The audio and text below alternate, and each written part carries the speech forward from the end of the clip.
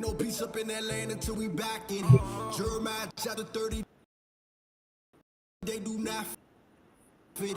Revelation 2 and 9, ain't no cap in it. Break the yoke up off our necks, really happening. Slaves start returning back. The dragon roll with the woman, we discerning that, but we overcome it by this blood, we ain't turning back now. Dead to the law so we can live again. Can't no priest stone me cause he ain't innocent. The only one, the holy one, no blemishes. The great I am, they orchestrated the genesis. I'm grateful for the son cause he finished it. Eternal life is in his son if you listening.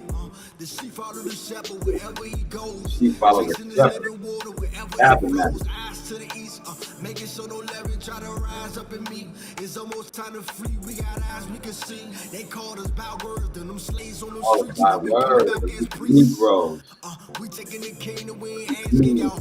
When the smoke clear, who gon' be in Ascalon? Heavenly Father, please protect us while we flee and exit. Israel, we about to see everything that he had for y'all. He won't break a promise, repent and give him the honor. Woke us up at the end, we blowing the trumpets alarm. Fighting off all these things, getting ready for harvest. The king coming back and he ain't playing. The reward coming, is your riches up in heaven? Did you store some? On the clouds, the son of man, get the door coming. Every word, he gon' judge, it can't ignore nothing. Can't ignore nothing. Please protect us while you say your hand. We know judgment gotta come, that's how you heal the lane. Holding on to the promise, we can feel the plane. All nations about to kneel to the son of man. Let your kingdom come, and your will be done. Let your kingdom come, and your will be done. Let your kingdom come, and your will be done. Let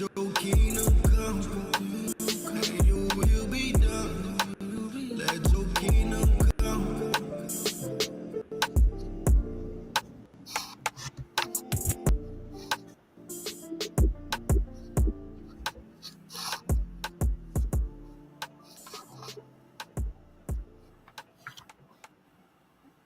Every month.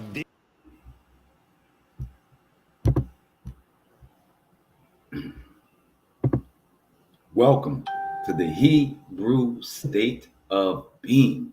I am your humble servant and host for tonight. I am Kyle. In the building, I got my rib, my butter pecan. Miss Artist 28 is in the building. My youngin' fell asleep in the tent tonight for Tabernacles. He's now got in his bed, man. All praises. Man, we are in the first night, the celebration, the Feast of Tabernacles. All praises unto the Most High. All praises unto Shaddai. All praises higher. Oh, man, you know, this is a very special feast day. It is the last of the feasts for this year. We have 7 ordained feast days by the Most High. And this is the last, the number 7, the Feast of Tabernacles. Tonight is when our people and the entire world, the nations, will come to his mountain, his holy mountain, and spend 7 days under his tabernacle, which is the sky, the stars, and the moon, and the sun during the day. 7 days that we are presenting ourselves to him after we have cleansed ourselves in the Day of Atonement. We were aroused and made aware by the Feast of Trumpets to get ready for the Day of Atonement so that we will be ready for this moment right now to be in under his majesty, under his glory, under his tabernacle. These 7 days of this celebration, as is 7 feasts, it's the 7 days of this feast, we are to have another Holy Convocation feast on the 7th day, as we are doing on the 1st day. And in between those days, we are to be lighting a fire, grilling something in his honor. Every day, 7 days of grilling in his honor under his tabernacle. I'm going to read to you the scripture, but I want to give you the modern day understanding of how we celebrate it. Now, the advance of that, I see Belton, all Noonie Man's in the building. My brother, all praises. The advancement of this Feast of Tabernacles is not just that we have these 7 days, not just that we grill on these 7 days, but that, as we stated, we were supposed to be out in his tabernacle, in tents. So the original name of Tabernacles was booths, because we were in our tents, mobile homes for 7 days, camping under his light. So my wife put up our tent tonight. All praises. Thank you for that, Queen. Put up our tent, and little man fell asleep in it, but we did it inside the house, not outside. But that is the advance of it. Now, the reason why we don't do it as it was written in Scripture, because this particular feast day, the Most High appoints the place for us all to congregate, all tribes and all nations to come. He appoints that place. We are in captivity. The world is in absolute disarray with his prophecies coming true. So there is no designated place at this moment. But that does not mean that we do not celebrate this feast day as he has ordained us to do so throughout our generations. So let's get to, we're going to, since it is like a Shabbat, we are going to burn our frankincense and myrrh tonight before we get into the scriptures to symbolize this feast day, man, to symbolize our sacrifice, right?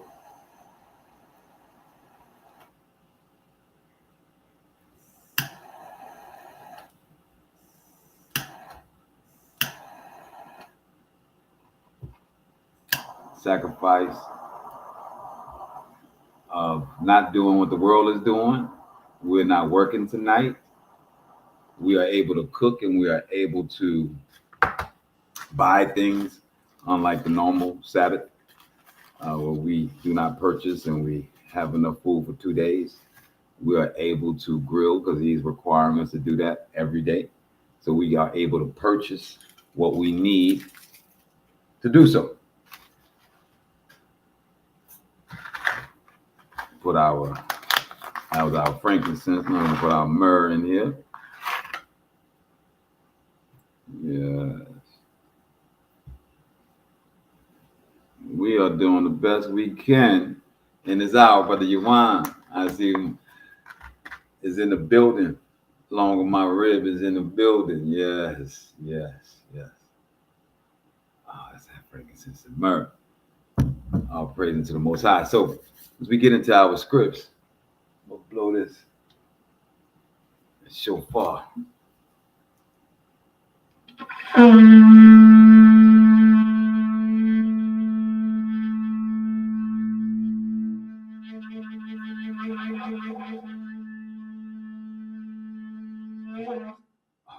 praises, dog, man. We are full of effect and we're ready to do and bring his word now, right? So we're starting with Deuteronomy chapter 16. Now, the title of our lesson tonight, though I have fully explained what the Feast of Tabernacles is, we are going to connect the ancient times to present. We are going to show that we are the people, that we are the ones that celebrated this feast, and that we were the ones of the tribes. That would make us in present day the exilarchs, right? Because we were exiled. The exilarchs is the definition, just like Nagid. I'm going to, for our people on YouTube, I'm going to screen share and let you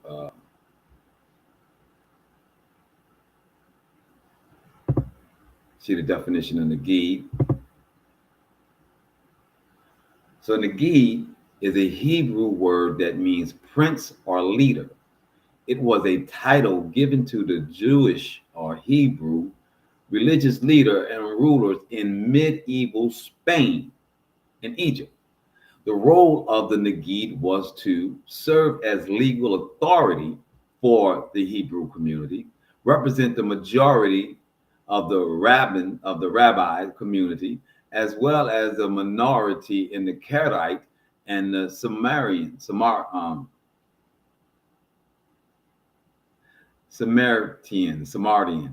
group. Unite the Jewish people and prevent their separation, appoint judges in each city, punish and imprison those who opposed his decrees. So the most important part of that definition of Negid is it speaks of Spain, which is where the word Negro was originated. So I want you guys to be clear that where Negid, which is speaking about Hebrew leaders that were exiled from 589 BC by Nebuchadnezzar. This is all written historically. You can Wikipedia this. Just Google Nebuchadnezzar and the expulsion of the Jews, the Hebrews, the Yahudim. And it'll tell you that the royal house was sent unto Sephardim, or what we call now Spain. Spain, again, is where the word Negro originated. Spain and Negro is a Latin or Spanish word of origin, meaning people, melanated black people. But more importantly, not that, that's the present day definition of a Negro. But in Spain, Negro was applied to the exilarch, the ones that were exiled from Jerusalem in 589. The Negid is what they call the leaders of our group that went to Spain. Now, not all of us did not go to Spain. That was a particular section of the Judah, of the Yahudim, the house of David, of Dawid. Specifically, I see my cousin Michael's in the building. Specifically, the exilarchs that were in Spain that became the Negro, as documented in history by the names of all of the descendants of David that went to Spain, that were exilarchs all through their tenure through the Visigoth, the Moors dynasty, and then the Christian dynasty. What I'm explaining to you tonight, guys, is that this Feast of Tabernacles was for a particular people that through history, we can find that their temple was destroyed. The people were exiled to a specific place. A part of them, the royal house of David, was exiled to Spain, while the rest of the inhabitants fled to the interiors of Africa until they were picked up in the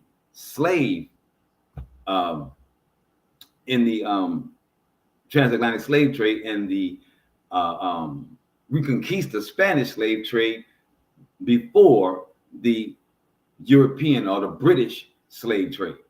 I see Keisha in the building. So I am letting you know historically that you in these Americas that are referred to as a Negro, that believe your family was brought through by the transatlantic slave trade, or that they came and were merchants here fleeing from their Christian persecution and made it with the Aboriginal here, you are now known as the Negro.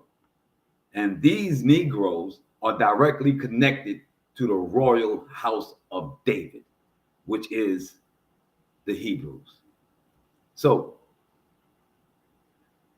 this definition of Negid says that you're the prince and the leader. So our next definition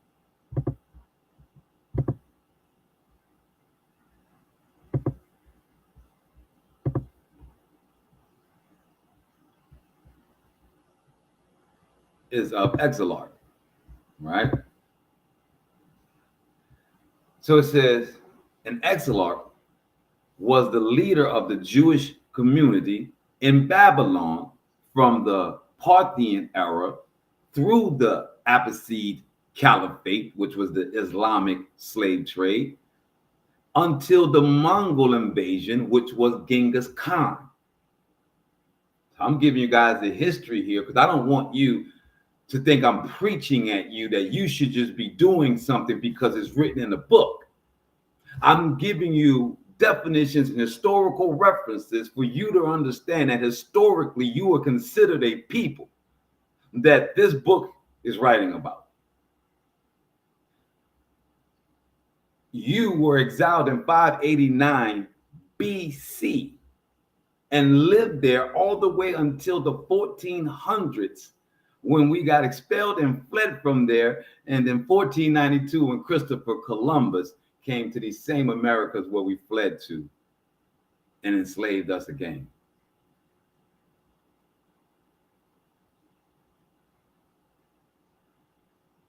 When we go to this Deuteronomy, it's going to explain to you why we do this. I'm giving you historical references that we did this prior to coming here in the slave trade and being stripped of our history, our knowledge, and being brainwashed on a consistent basis. So it says that Exilarchs was a civil and judicial ruler who was paid tribute by the Hebrews in other countries. The terms come from the Aramaic word resh galuta. The word exilarch was first used in English in the 1860s. It is a compound word made up of the word exile and arch. The term exilarch refers to office or terms to office of an exilarch or territory or people ruled by an exilarch. So understanding these definitions, we're going to go to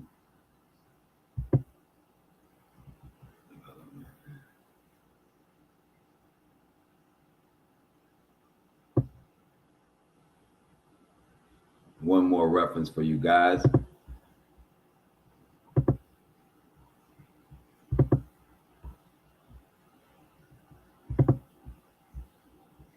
To Wikipedia. That was just the Google definition of exilarch.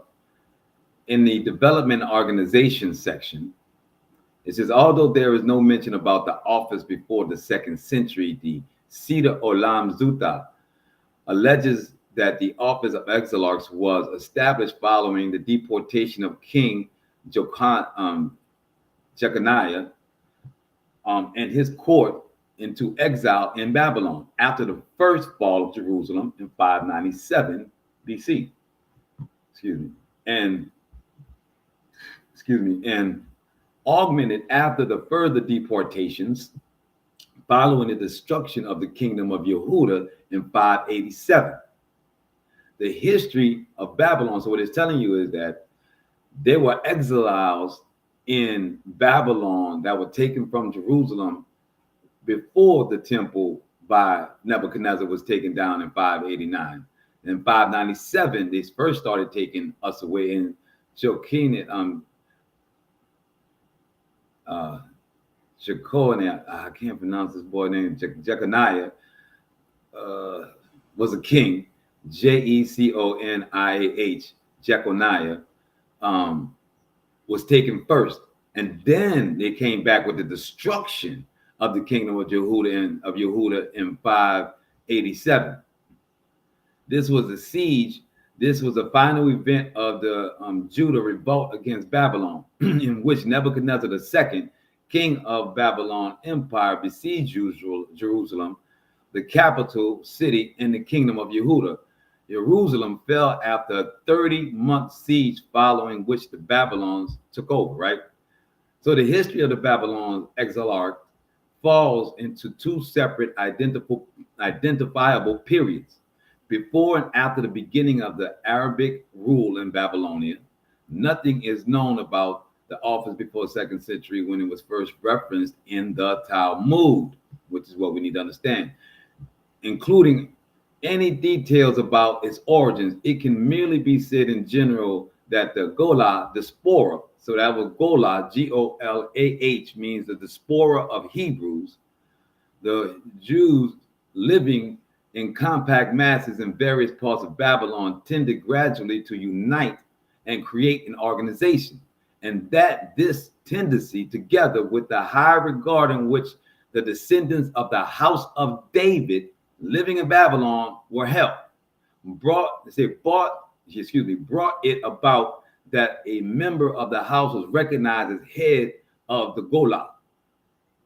The dignity became hereditary in the house and was finally recognized by the state, and hence became an established political institution, first of the Parthian Empire and then of the Sasanian, which is the pre-Iranian Empire, right? So, giving you all this history, I see my brother Adon has made it in the building. I'm giving you all of this history that may not seem to be interesting, but it explains that we are those people, that we went through all of these different kingdoms, all still being organized through Genghis Khan, through the Islam, through the Moors, through the Christians, through the Parthians, through all of these, through the Visigoths, through all of these different nations. We have always been together. We have always, whether it's loose, called by bywords, understood to be a certain people without a kingdom, without a synagogue or a church to go to, because the word Negro from these exilarchs was Yahya ben Negro.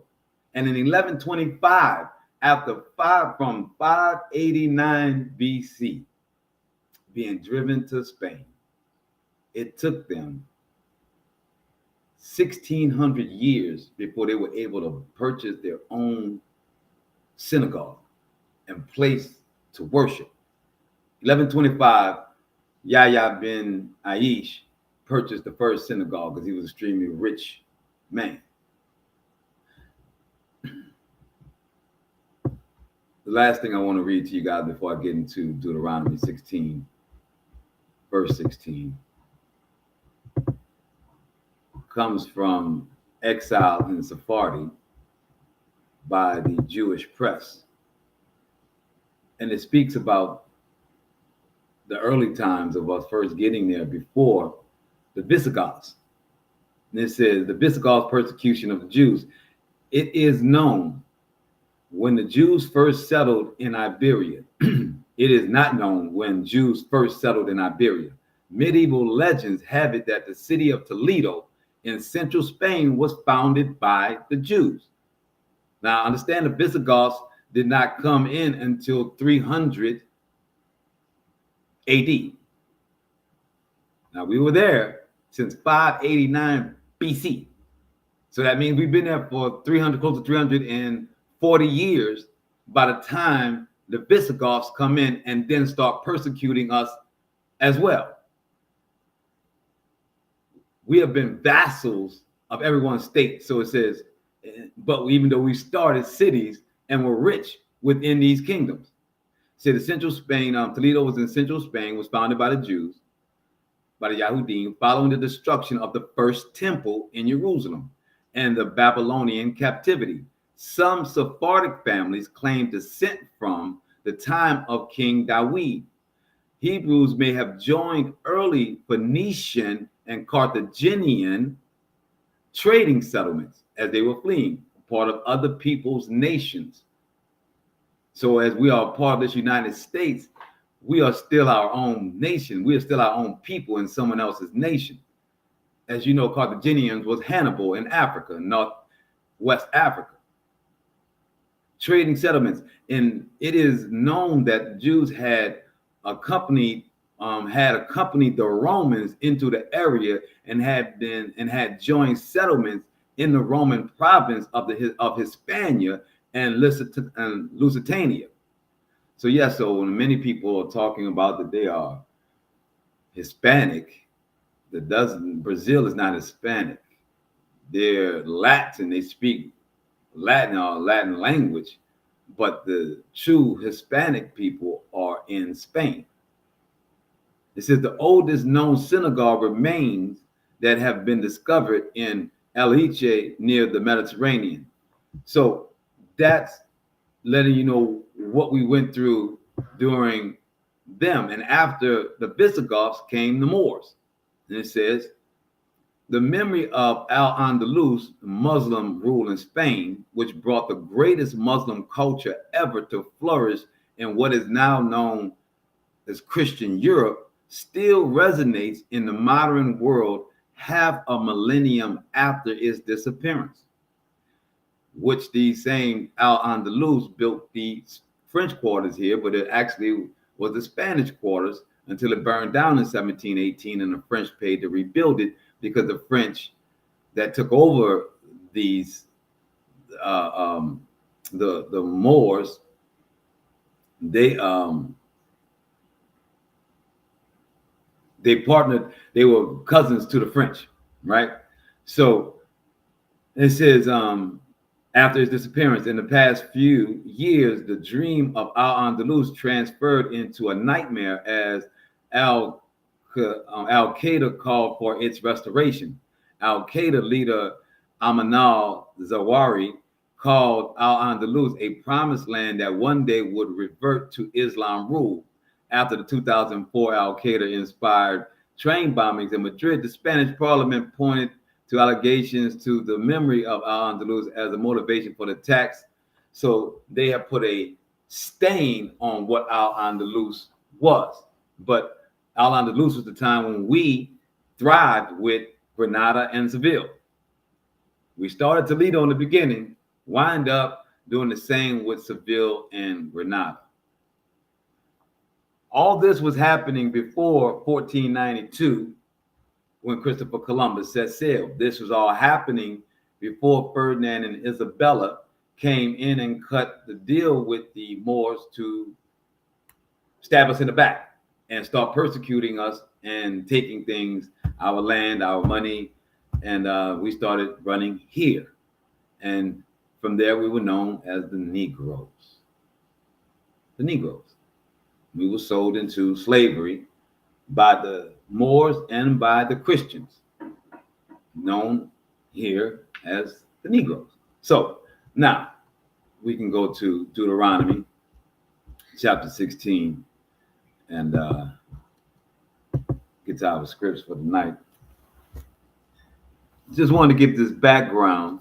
I don't want to just tell you guys, oh, praise and tabernacles is what we're supposed to be doing, and not show you that you were doing it, that your ancestors actually did this. I'm not up here trying to convert you into some new thing. I'm trying to bring you back to who you are. That's it. I'm trying to bring us back to who we were. Deuteronomy chapter 16, verse 16.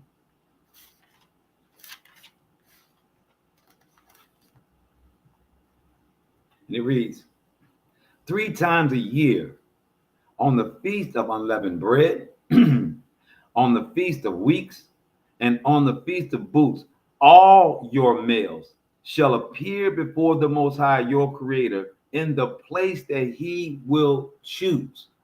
So as I started off the show by saying, we are trying our best to follow the Feast of Tabernacles, but we do not have an appointed place by the Creator at this moment. We are in captivity. So we are doing the best we can. We got the tent up in the house, in the living room. We are restraining from work. We have put something on the grill tonight for the Father. So we are doing the best that we can to observe this day. So as He is looking down upon us, He knows that we are trying to go back to our ways, because there are 3 that He, out of His 7, that He puts are extremely important. Unleavened bread. Why do you think that that is such an important feast for the Most High?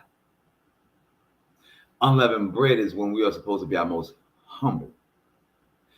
When we are supposed to eat unleavened bread for 7 days, I believe, and to have a humble spirit and to walk around not subduing our passions. So unleavened bread is one that he puts at the top of his list.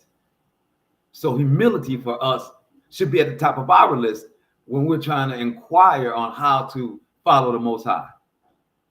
Then he says the other is the Feast of Weeks.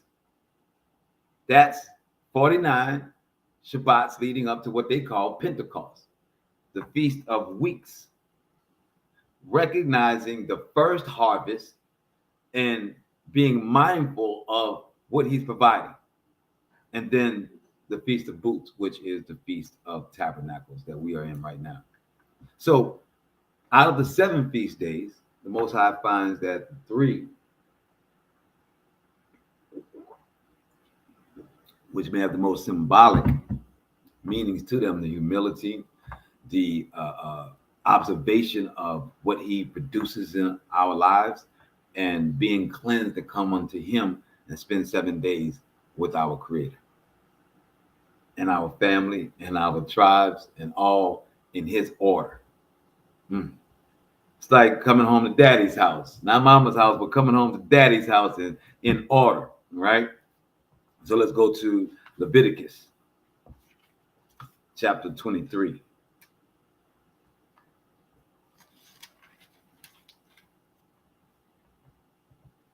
We go on to verse 33 to 44.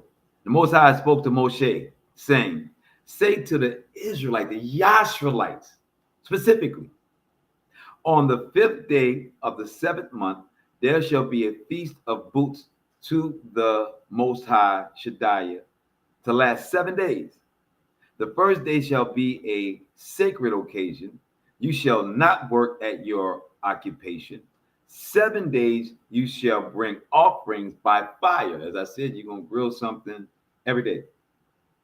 On the 8th day, you shall observe a sacred occasion and bring an offering by fire to the Most High in a solemn gathering. So we're supposed to get together on the 8th day.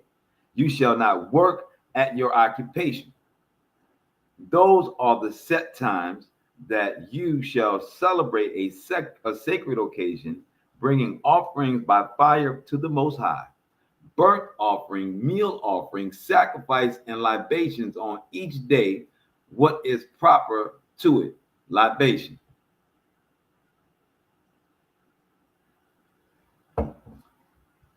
Verse 38, apart from the Sabbaths of the Most High, and apart from your gifts, and from all your votive offerings, and from all your free will offerings that you give to the Most High.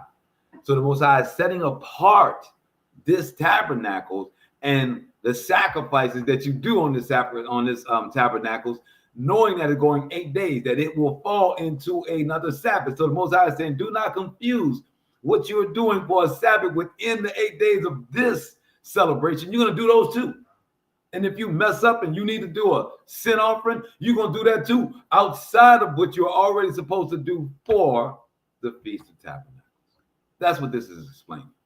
I think it's important for us to understand that, because there's no get out of jail free card, not like 7 days and we just to get to sin. We're in the presence of him, and all things and all order is in place. All things and all orders are in place. And all praises. And this is verse 39. Mark on the 15th day of the 7th month, when you have gathered in the yield of your land, and you shall observe the festival of the Most High, 7 days, a complete rest.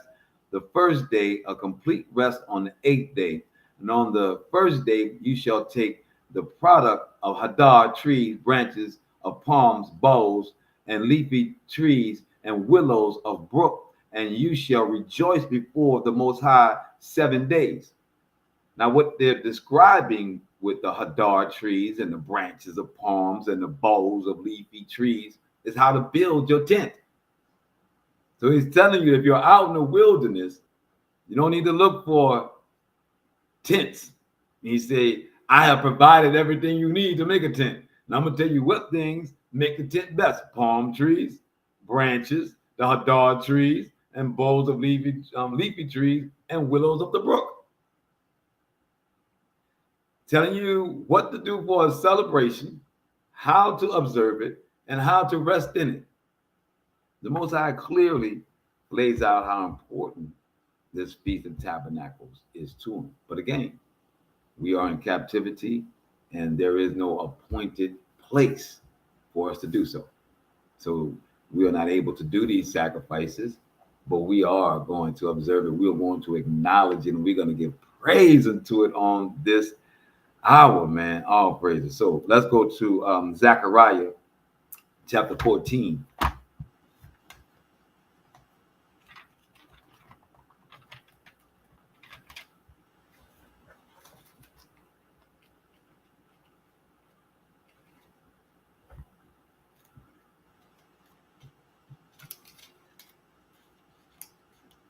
Zechariah chapter 14, we're going to verse 16, and it reads, all who survive of all nations that come up against Jerusalem shall make a pilgrimage year by year to bow low to the King of the Most High of hosts. So again, as I said, he holds us as high esteem for us, and that we must be in perfect order when we're following this tabernacles. And why? Because he's having all of the nations that ever fought against us, that he has destroyed for us, either by our hand or by his hand with the winds and the earthquakes and the volcanoes. All that knew he did it, that the Most High hand was upon it, of their destruction. They are coming and they're going to observe. So the Most High said, you got to be in order, man. It's like, just like your mama told you, you know, when you got company coming over. Straighten up. You know how to act. You know how to act when you got company, boy. You know what I'm saying? This is the same thing. The Most High is laying out in Zechariah chapter 14, verse 16. He's telling you that I'm going to have all these people come up. Everyone that has gone against us, I'm going to make them bow low. And they're going to see from you how to act. You're going to have your boughs of willow. You're going to have your palm trees. You're going to have your leafy trees. You're going to have your hadar trees. You're going to be in order. They're going to be in an amazement. Aren't you amazed? And why do you think these nations do their military drills? So they can show you their order. You see the men going and rank and file with the rifles and doing their little drills all in unison. That's exactly what the Most High is describing. He wants to happen when we're in Feast of Tabernacles. Rank and file. Everybody understand this is how you're supposed to be. These are my people. They're on top of the hill. They're giving the sacrifices. They're doing everything in order. And y'all are going to come and bow. I'm going to destroy you. It says, pilgrimage year by year to bow low to the King of Shaddai of hosts, and to observe the Feast of Booths. Any on the earth's communities that does not make the pilgrimage to Jerusalem to bow low to the King of Shaddai, the King Ahijah of hosts, shall receive no rain. No rain. No food gonna grow. You're gonna starve to death. A slow death. So you can think about your infraction, your transgression against the Most High. Verse 18, however, if the community of Egypt does not make this pilgrimage, it shall not be visited by the same affliction with which the Most High will strike the other nations that do not come up to observe the Feast of Booths. Such shall be the punishment of Egypt of all other nations that do not come up to observe the Feast of Booths. In that day, even the bells on the horses shall be inscribed, holy is the Most High.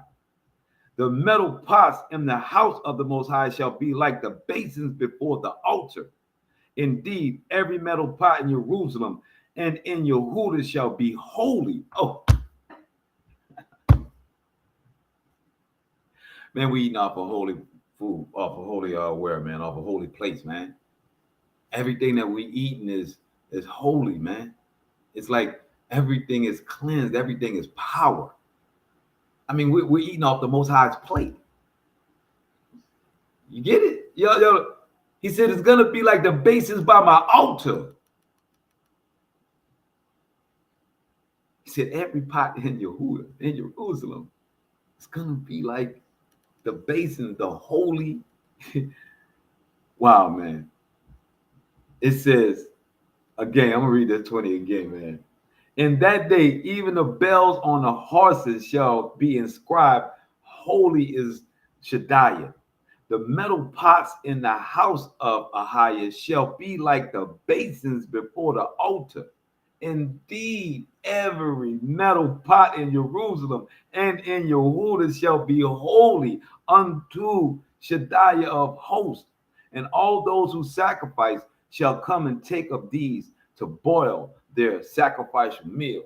Now, you know how much we love boiled seafood down here, boy. Look at here, look at here. And their sacrificial meat. And in that day there shall be no more traitors in the house of the Most High of hosts. I mean, that is such a beautiful, beautiful thing to put in your meditation as you are in this 7 days and 8th day. And in this first one here, you are not doing any work, as you're not going to do on the 8th day, that you meditate on how that would look. How would that be? How glorious would that be? To eat off a plate that doesn't say made in China or New Jersey, but the holy plate of the Most High of hosts. I mean,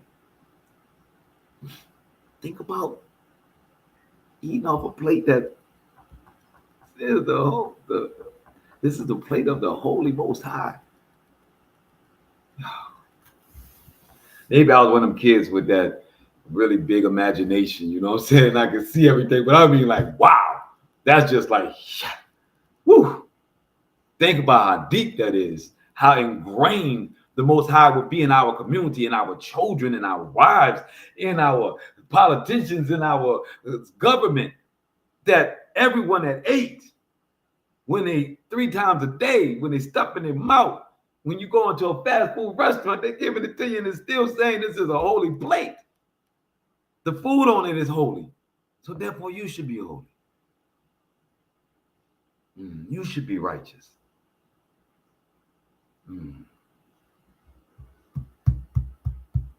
Let's go to Deuteronomy 31.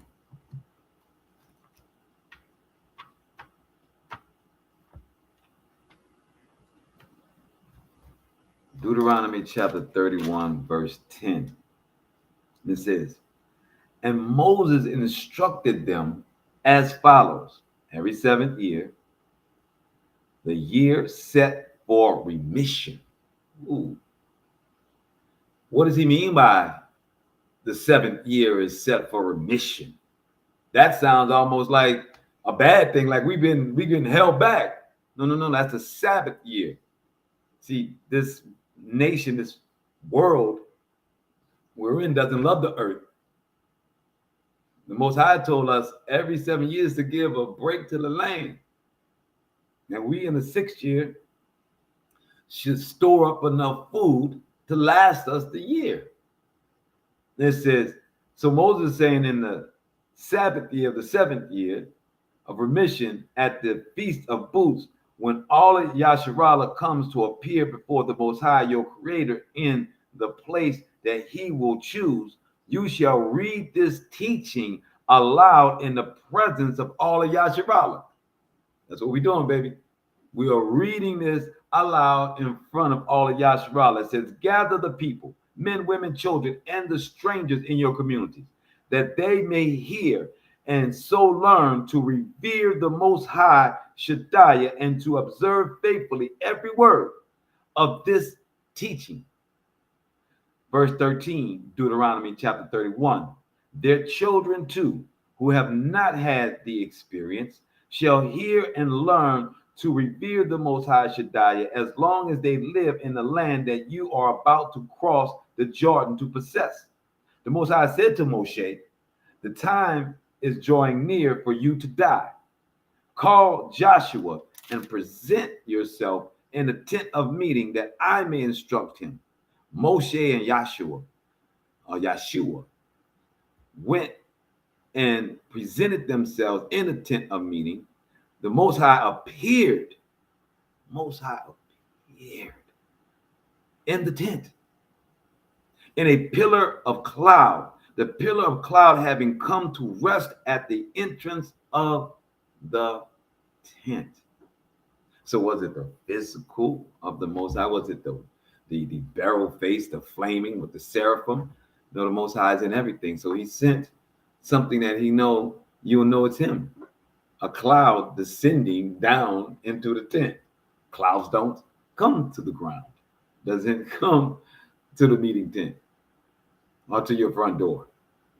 I think you would, if you looked outside and the cloud was sitting on your front lawn and at your door, you may think that's not normal. You may say, okay, got some things going on here. Okay. So this teaching, he says,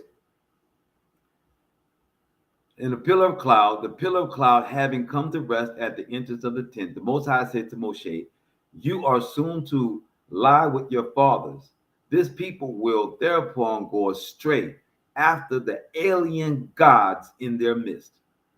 In the land that they are about to enter, they will forsake me and break my covenant that I made with them. Then my anger will flare up against them, and I will abandon them and hide my countenance from them.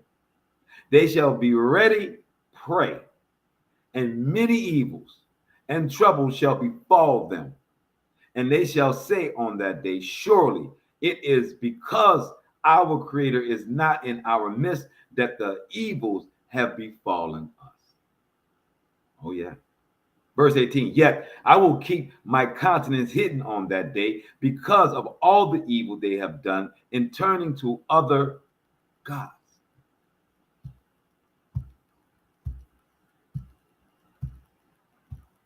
Therefore, write down this poem and teach it to the people of Yasharallah. Put it in their mouths in order that this poem may be witness against the people of Yasharallah when I bring them into the land flowing with milk and honey that I promised them an oath to their fathers, and that they eat their fill and grow fat and turn to other gods and serve them, spurning me and breaking my covenant, and the many evils and the troubles befall them.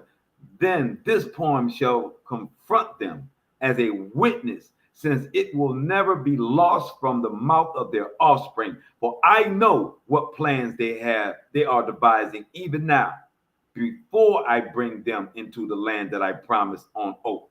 That day, Moshe wrote down this poem and taught it to the Yashvalites. This poem was written for us over 5,000 years ago.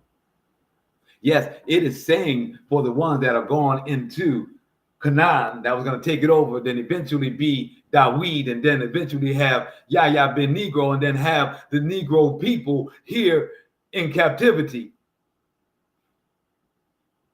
This poem, written for us. I don't know how many times this has been read to you in the church houses that you've gone, in the mosques that you've gone. It says, verse 23, and he charged Yeshua, son of Nun, be strong and resolute, for you shall bring the Yashvalites into the land that I promised them on oath, and will be with you. When Moshe had put down the writing words of his teaching to the very end, Moshe charged the Levites who carried the ark of the covenant of the Most High, saying, take this book of teachings and place it beside the ark of the covenant of the Most High, your creator, and let it remain there as a witness against you. Well, I know how defiant and stiff-necked you are, even now while I am still alive in your midst. You have been defiant toward the Most High. How much more then when I'm dead?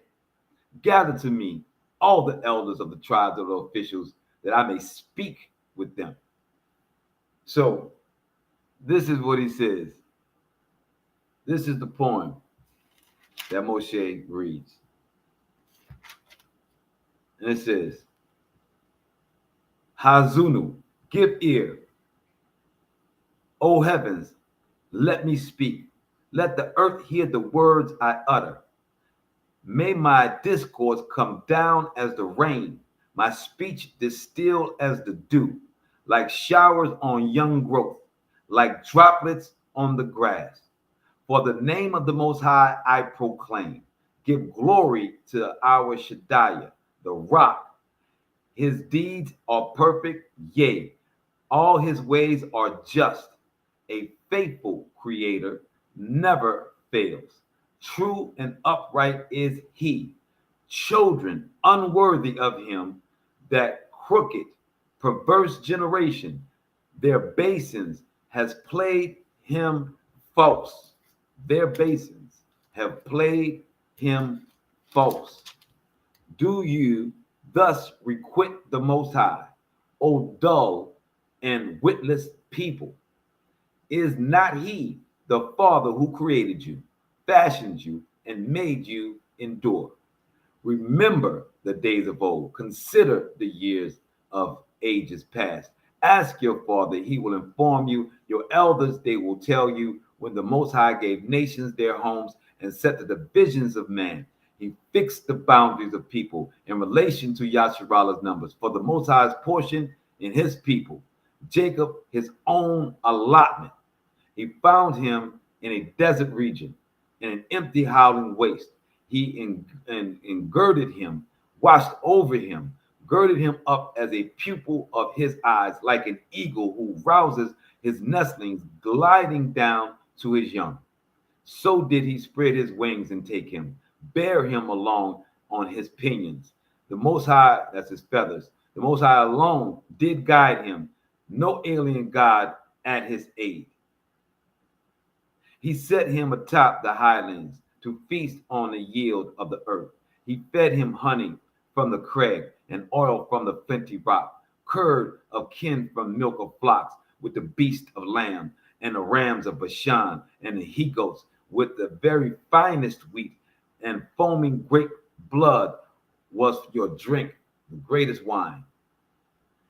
So Jeshurun grew fat. So Jeshurun grew fat and kicked and grew fat and gross and coarse, and forsook the Creator who made him, and spawned the rock of his support. This incensed him with alien things and vexed him with abominations. They sacrificed to demons, no gods, gods they had never known, new ones who came but lately, who stirred not your father's fears. Your neglect the rock that begot you, forgot the Creator who brought you forth. The Most High saw and was vexed, and spawned his sons and his daughters, and he said, I will hide my countenance from them and see how they fare in the end. I think it's fair to say that we have not fared well. We are not faring well. This poem of Deuteronomy chapter 32 is the Most High's claim against us. I'm going to end that part on verse 20. And we're going to go to Ezra chapter 3, verse 4. So the Most High said that it was clear that we were going to turn. And it said in the end. So even though he spoke about us and to Moses about us going into Canaan and going against and following his gods, but when he turned his countenance, it has been through the Parthians, through the Iranians, through the Medes, through the Greeks, through the Romans, through the Visigoths, through the Moors. We've been into the United States. We've been in captivity and going through it ever since. So this Feast of Tabernacles, I suggest you think about how wonderful it would be if we were all aligned, because that's the way we're going to raise our collective conscience. That's the way that we're going to break this yoke. The Most High is waiting on us. We did not send the Most High a letter and say that, hey, we're going to follow Moloch, we're going to follow Baal, we're going to follow Asherah, we're going to follow Jesus, we're going to follow Muhammad. We didn't send a letter. We just did it. And he just decided to leave. So if we decide to not follow those and have our collective conscience to come back, then he comes back to us. I don't think that's a hard equation. That's not a big leap for us to make, right? That's like common sense. That's like an if-then statement. We all learned that in English in high school, right?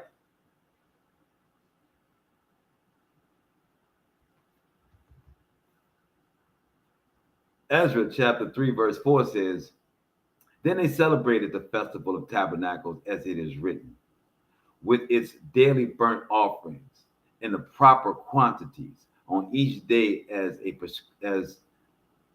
is prescribed for it, followed by the regular burnt offerings and the offerings for the new moons and for all the sacred fixed times of the Most High, and whatever free will offerings were made to the Most High from the first day of the 7th month. They began to make burnt offerings to the Most High through the foundation of the temple of the Most High though the foundation of the temple had not been laid. So in Ezra's after we've been taken into captivity by the Babylonians. When the Medes take over the Babylonians, the Most High had already prophesied that after the 70 weeks that we were in captivity with the Babylonians, that there was going to be a king that was going to bring us back, let us come back to our land. And that was Cyrus. And Ezra was part of those Hebrews, as we've gone through on this show a couple of times. But Ezra was part of, I believe it was 10,000 that came back, that rebuilt the temple. And Nehemiah followed Ezra and rebuilt the walls to the temple that Ezra had built. And then the Christians came in, and Herod, who was a proxy, and the Hasmoneans and part of the Maccabees, they came in and built a temple on top of that. And now they tell y'all that that was the second temple, when it wasn't. So that was a Greek construction, Roman construction, on top of what Ezra and Nehemiah had done. So Ezra is saying that when they came back to the land, after being in captivity, when they weren't doing what they were supposed to be doing, as the Most High told Moshe they would, as he gave them in Deuteronomy 32, the poem that was against them. And they followed the prophecy to the T, even though they knew what it was going to be. They were stiff-necked. Ezra gets to come back, and before they even laid a foundation to the new temple, they followed the tabernacles. Letting you know how important this is yet again. And because as they were in captivity, we are, it says, verse 7, they paid the hewers and craftsmen with money, and the Sidonians and the Tyrians with food, drink, and oil to bring cedar wood from Lebanon by sea to Joppa, in accord with the authorization granted by King Cyrus of Persia. So as they were in captivity, they could not do the offerings that was prescribed in the beginning. So they're coming back from this, and all they can do, all they have is the money like we got, right? And all they can do is pay these different people that can provide these things so they can try and make some facsimile of it. They ain't got their temple. They ain't got their own lands like talking about. They ain't been growing. their own cattle. Half of the priests ain't even in place. I bring this one up to show that even as we are still supposed to. So somebody tells you, oh, you can't do this, or these are things that was done in the past. No, Ezra and them boys was in problems. They barely had anything. Well, I can't say that because the Most High told them that Cyrus told everyone in the land to give us wealth as we were traveling back. So they were not destitute. They did have money. That's why they were able to get the provisions. Cedar wood all the way from Lebanon, right? So now let's go to our last reading for the night is the book of Obadiah. We go in the book of Obadiah to point out that the exilarchs, as we started off the show, explaining the royal house of Dawid, how we became Negro. Obadiah is going to speak about us being sent to Sephardi. You know, Obadiah is such a small book. You can pass it up real quick.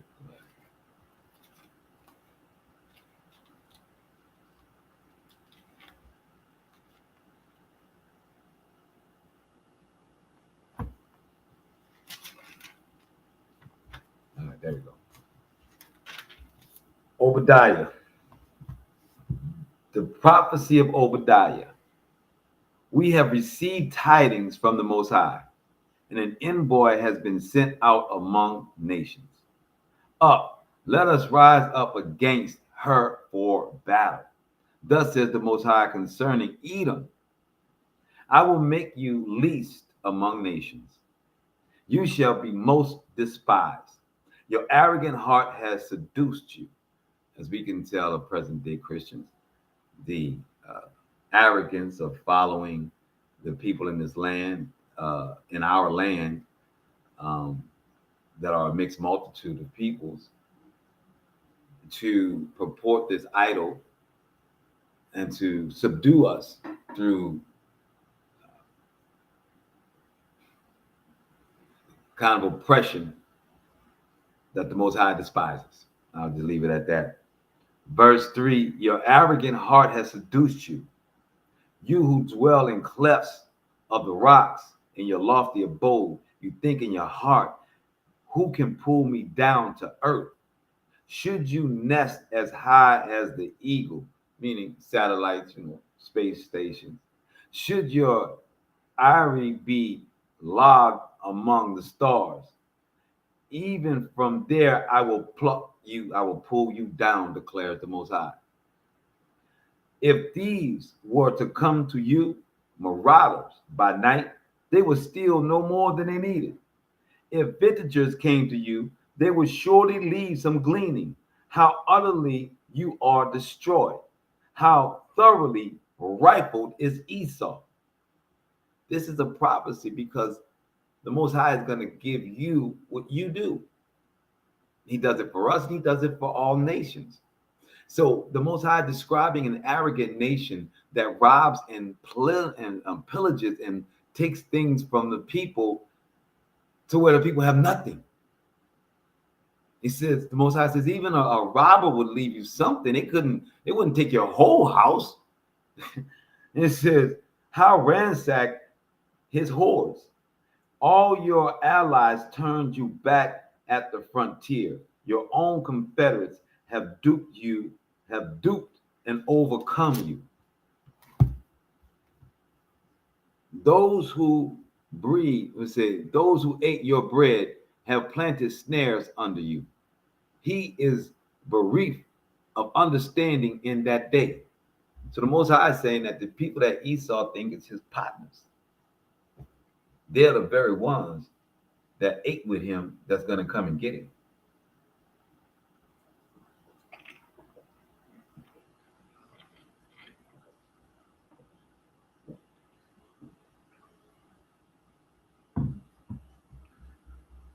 So the Most High is saying his own allies, Esau's own allies, their own confederacy that Esau is a part of to keep us down, those same people are going to turn against Esau in that day. And Esau won't know. Esau won't see it coming. He says, I will make the wise vanish from Edom.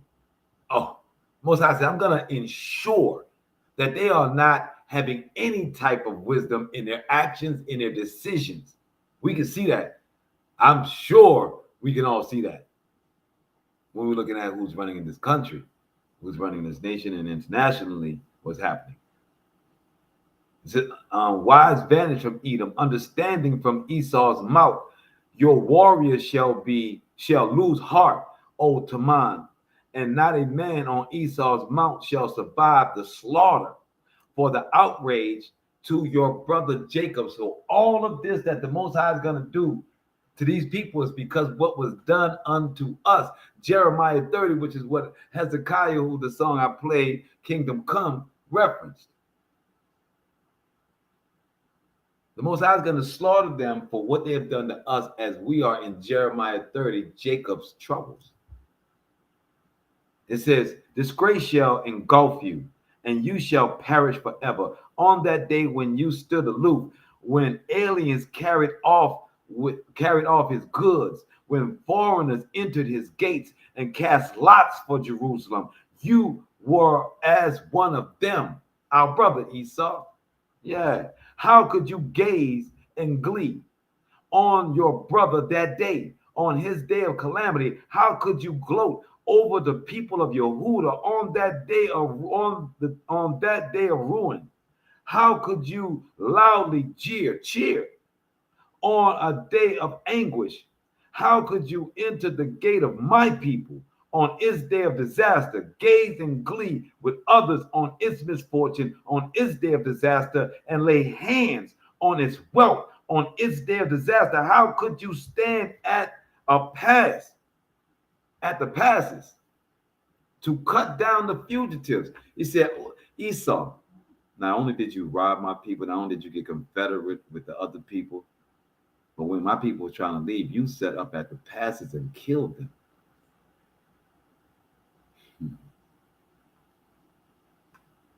How could you betray those who fled on that day of anguish? As you did, so shall it be done to you. Your conduct shall be requited. See, you have to understand that's why this nation is afraid of you. Even if they don't tell their children this scripture directly, it is an internal fear because they understand how horrible they are. See, I had a very emotional day today. I had a lot of things happen to me on this day where I had to truly call upon the Most High. But in one of those scenarios today, somebody projected what they would do upon me and came at me as if I was going to do that when I had no intention of doing that, when that's not in my character to do what they thought I would do. And I said to him, I'm a little disappointed that you would think that I would do that. Somebody I've known a long time, like I call family. People project what they would do upon you. So the people that are afraid of letting you be equal, the people that are afraid of treating you right, is because they know if they were in that position, what they would do. Because they're evil, because they are hateful. As the Most High says right here, they did it to us once before. They've shown their DNA. So I'm going to do that to them. They're going to get what they have done.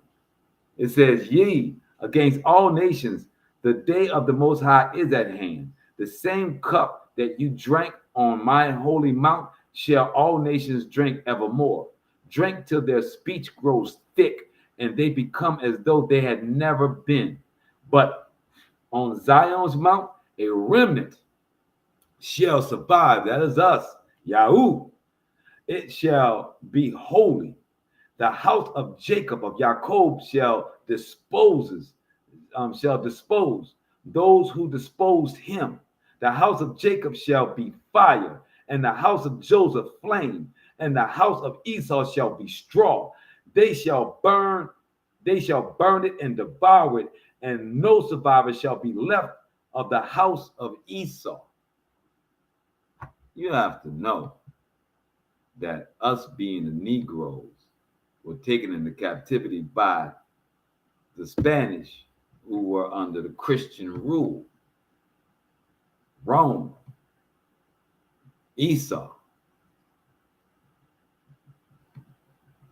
This is why they are not a fan of Hebrews or of us claiming our heritage, knowing these scriptures.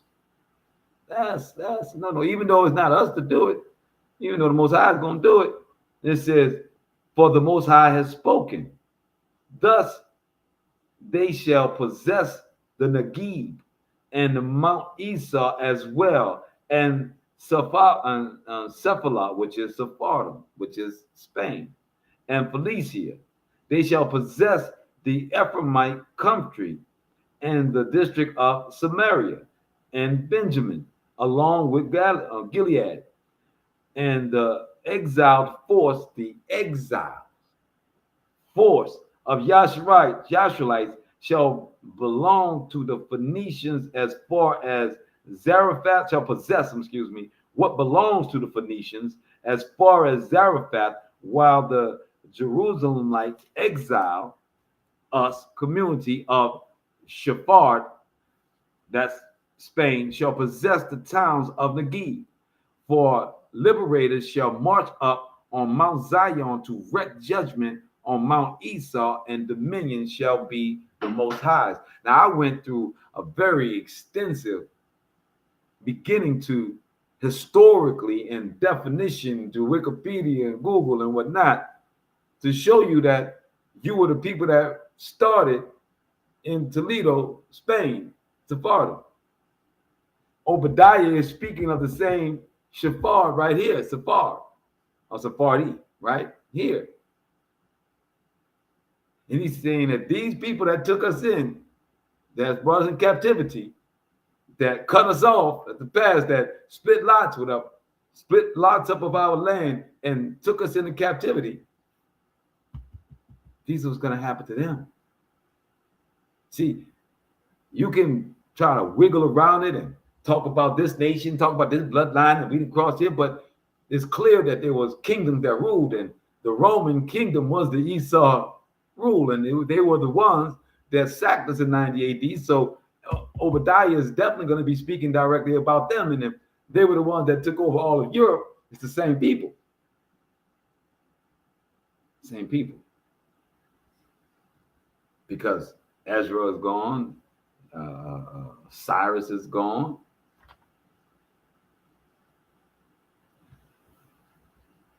What has been done to us is going to be done to others. But some of us that it was done to is going to continue to be done to us. And we're going to go down with the ones that oppressed us because we are following their gods. And the Most High says that he is not accepting any other gods. He's not accepting any demons, any deities at all. As he said, he grabbed Abraham and brought him up, sought him out, brought him up on the mountain, and had him on his wing, and there was no other God. There was no other entity. I mean, we should know this from Genesis, but somehow they get confused. But on this first night of Tabernacles, I give all praises unto the Most High. At one time, I remember when I was in San Antonio with my sister, I was, I had way more free time. We were trying to read read from the Old Testament every day. We were going to take turns to do it until we had got through at least, the first 3 to 4 books of the Torah. Didn't get that done. But, however, someday I would like to be able to do that. I'd like to be able to come on every tabernacle and just read the scripture, not give any commentary, not explain anything, but just read the word. You can have it in the background like a podcast, and but you don't need me. You can go ahead and put on a KJV on YouTube and just listen to the Most High's word.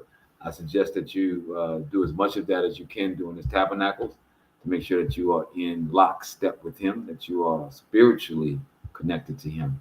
And the only way you can be spiritually connected to the Most High is praying to Him, meditating on His word, hearing His word, and saying His word. All praises. That's our lesson for the night. Thank y'all for staying in with this late night session, with all that I am trying to do on my regular day. Trying to make sure that I always come through with the Most High. Thank y'all for accepting me as I come on these various times. All praises. That's what you said, my brother said. As you do, you play the audio. That's right, my brother Yawan. All praises. I will see you guys on Shabbat, man. All praises. Me shalom on Friday night. Saturday, actually. On Saturday, we're going to do it. All praises. Me shalom.